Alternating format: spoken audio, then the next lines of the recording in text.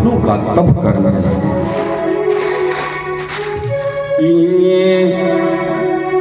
नाम हरि का हृदय से न भूलो, नाम हरि का हृदय से न भूलो, ये भुलाने के काबिल नहीं है।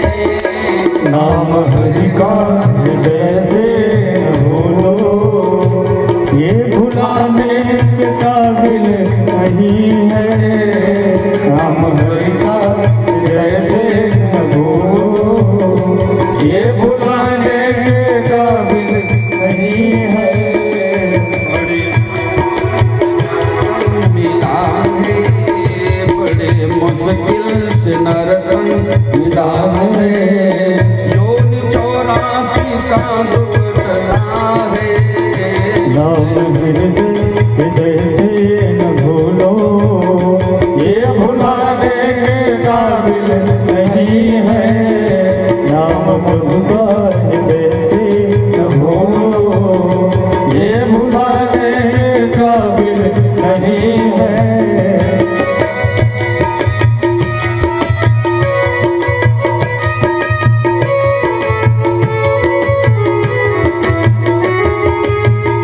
जय हो।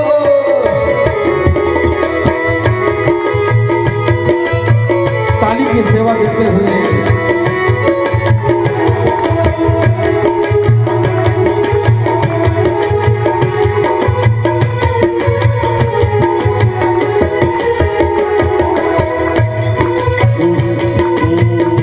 बड़ी मुश्किल से दर्शन मिला है, योनि 84 का दुर्घटना है। बड़ी मुश्किल से ये तन मिला है, योनि 84 का मिला है।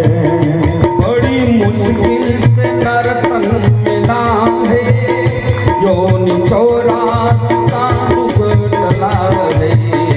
बड़ी मुश्किल से ये तन मिला है, योनि 84 का मिला है। मणियनों की मिली प्रभु कृपा से, मणियों की मिली प्रभु कृपा से, ये गंवाने के काबिल नहीं है। नाम प्रभु का हृदय से न भूलो, ये भुलाने के काबिल नहीं है।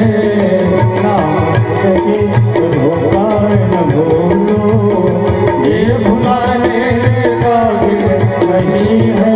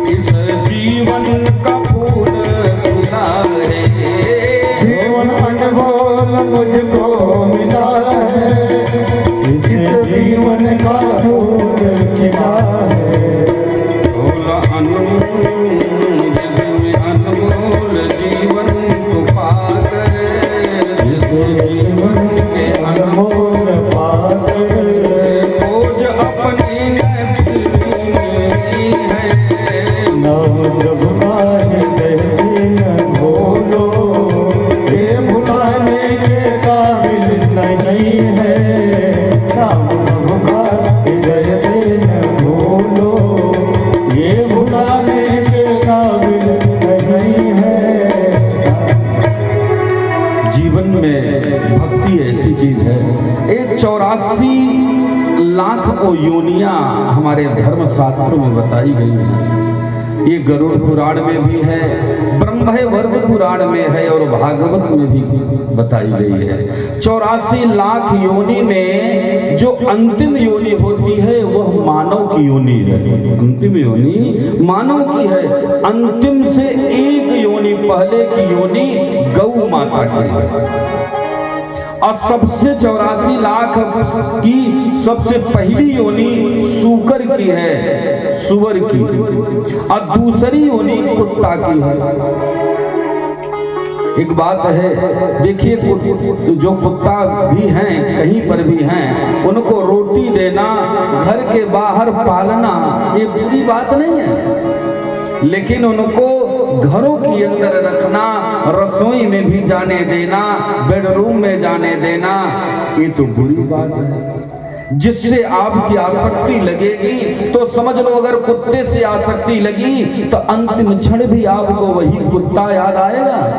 जब कुत्ता याद आएगा तो निश्चित है तब क्या होगा, 84 लाख योनियों में भटको भाई।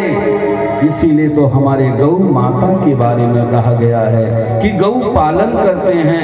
यदि हमारी प्रवृत्तियां, हमारी मन स्थिति गौ माता में लगी, हमारे कर्म अच्छे न रहे, हमारे सद्मार्ग अच्छे न रहे, भक्ति अच्छी न रहे, तो कम से कम हमको गौ की योनि तो मिलेगी ही मिलेगी।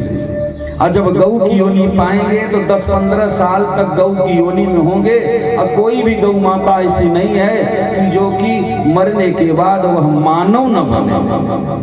हर गौ माता की मुक्ति जब होती है तो मानव बनती है। इसीलिए कम से कम हम मानव तो बन जाएं, गौ माता की सेवा करें तो अंतिम योनि मानव बन जाए।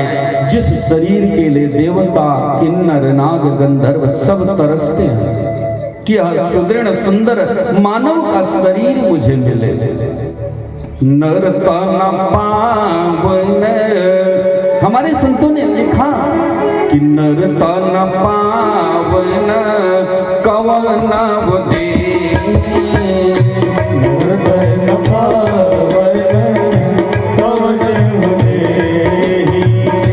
जीव चराचर जागत जे, जीव चराचर जागत जे, स्वर्ग नरक अपवर गनिसेनी, स्वर्ग नरक अपवर गनिसेनी, ज्ञान विराग भगत सुख देनी, ज्ञान विराग भगत सुख देनी। मानव की शरीर कितनी श्रेष्ठ है जानते हैं? देवता भी कहते हैं कि छीणे पुण्ये मर्त लोके विसंति, यदि मेरा पूर्ण छीण हो जाएगा तो हमको धरती पर भेजना। लेकिन कहाँ भेजना? भारत देश में मानव की शरीर मिले। मानव की शरीर सबसे उत्तम मानी गई है। यह शरीर ऐसी निशेनी माने सीढ़ी है जिससे चढ़ करके इंसान चाहे तो स्वर्ग लोग जा सकता है और चाहे तो नरक लोग की यात्रा कर सकता है। यह ऐसा शरीर है। इसलिए नर जैसा शरीर पा करके अपने जीवन में भगवान की भक्ति जरूर किया करें, भगवान का नाम जरूर लिया करें, सद्मार्ग पर जरूर चले। देखिए, हमको यह मानव शरीर मिला है तो केवल इसके लिए नहीं मिला है कि हम बीवी, बच्चों, परिवार सबका पालन ही करते रहें, संसारिक वैभव इकट्ठा करते रहें और वृद्ध होकर के फिर मर जाएं। हमको परमात्मा ने यहाँ पर इसलिए भेजा है कि हम यहाँ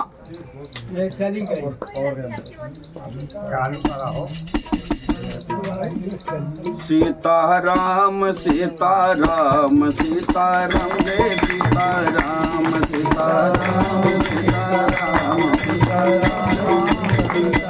सीताराम सीताराम सीताराम जय सीताराम सीताराम सीताराम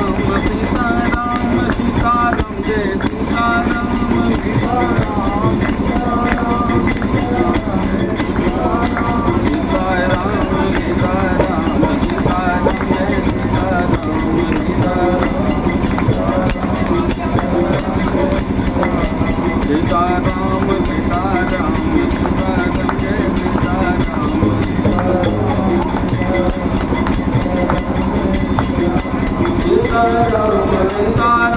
सीताराम जय सीताराम सीताराम सीताराम सीताराम जय सीताराम सीताराम सीताराम सीताराम जय सीताराम सीताराम सीताराम सीताराम जय सीताराम भगवान की जय हो।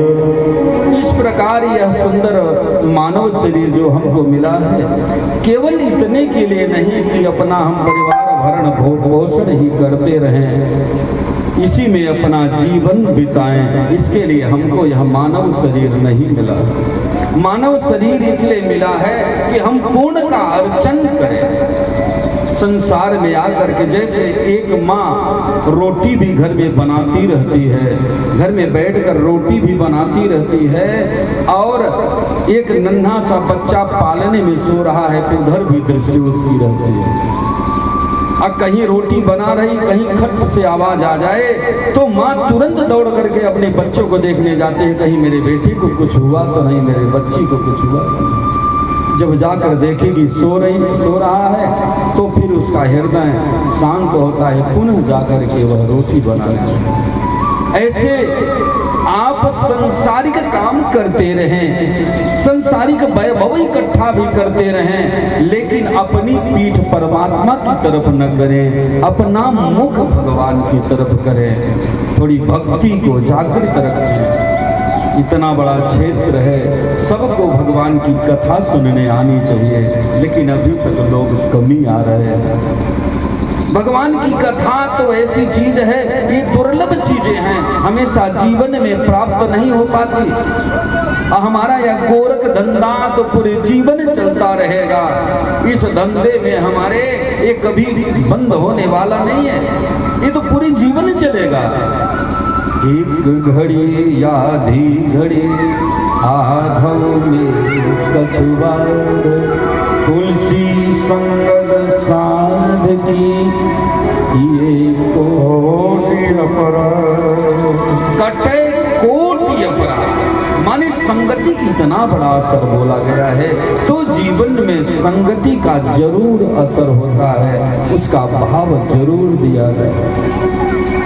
संगति के असर से ही हमारे बाबा जी ने लिख दिया ना कि गगन चढ़ाई राजा, गगन चढ़ाई राजा, पवन प्रसंगा, गगन चढ़ाई राजा, पवन प्रसंगा, चढ़ी मिलही जल संगा, चढ़ी नीच जल संगा।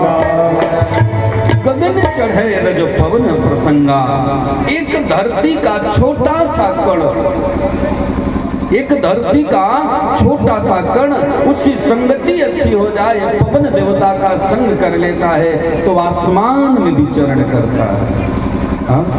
और उसका संग यदि बिगड़ गया तो समझ लो कि वह कीचड़ में सड़ेगा। वही व्यक्ति, वही धूल संग अच्छी हुई तो बिल्कुल आसमान का शेर, और वही का अगर संगत बिगड़ गई तो कीचड़ में सड़ेगा। तो अपनी संगत को सदैव उत्तम रखें, और जीवन में कोई भी कुसंग हो तो उसको धीरे धीरे कुसंग का ज्वर को खत्म करें। यही है। मनु महाराज स्वयं पत्नी भी तैयार है, और जंगल में जाकर के दोनों ने कठिन व्रत चालू किया है। उन्होंने दोनों ने भगवान का भजन, भगवान विष्णु का नाम का जप कर रहे हैं, और वहीं पर बैठ करके तप कर रहे हैं। कुछ दिन तक साग फल और कंद मूल खाया, और उसके बाद कुछ दिन तक जल पिया, और कुछ वर्ष तक बैठ करके फिर जल को भी छोड़ करके कठिन भगवान का उन्होंने तप किया है। जब कठिन तप किया तब भगवान प्रकट हुए हैं, और उनके ऊपर ब्रह्म ब्रह्मा जी इत्यादि सब देवताओं ने सुंदर आशीर्वाद दिया है। कहा गया है कि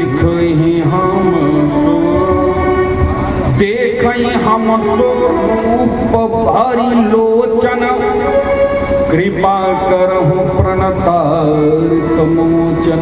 भगवान पहले उनके हृदय में प्रकाश प्रकट किए। जब हृदय में प्रकाश प्रकट किए और भगवान विष्णु ने अपनी छवि मनु महाराज के हृदय में जब प्रकट किए तो मनु महाराज जी कहते हैं, प्रभु मेरा मन भर नहीं रहा है, आप प्रकट होकर के सामने अपना रूप दिखाएं, अपना स्वरूप मुझे दिखाएं प्रभु। भगवान उनके सामने प्रकट हो गए। नील सरोरुह नीलमणि नील नीर धर श्याम, लाजहि तन शोभानि कोटि कोटि सतकाम। भगवान सुंदर, भगवान का मुख शरद चंद्रमा की तरह भगवान का और लाल लाल ओठ हैं और उनके दांत सफेद हैं। नासिका अग्रह यत्र मेघ के समान उनके सुंदर बाल हैं। भगवान अति सुंदर छवि के साथ मनु महाराज के सामने प्रकट होते हैं और कहते हैं कि अनागतम सुग्रीवतम परागतम स्वंभम प्रभवः निराधनं वयं सतानंदम शतं मृतव्यय धूमरचारि पर।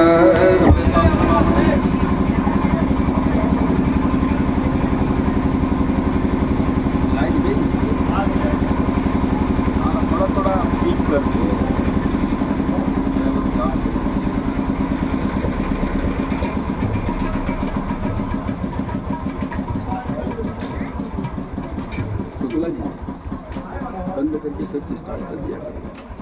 अच्छा फिर से बंद लाइट चली गई ना, गाड़ी तो नहीं आ रही हो। जय हो।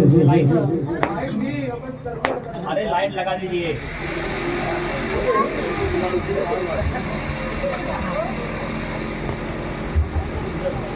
भगवान सामने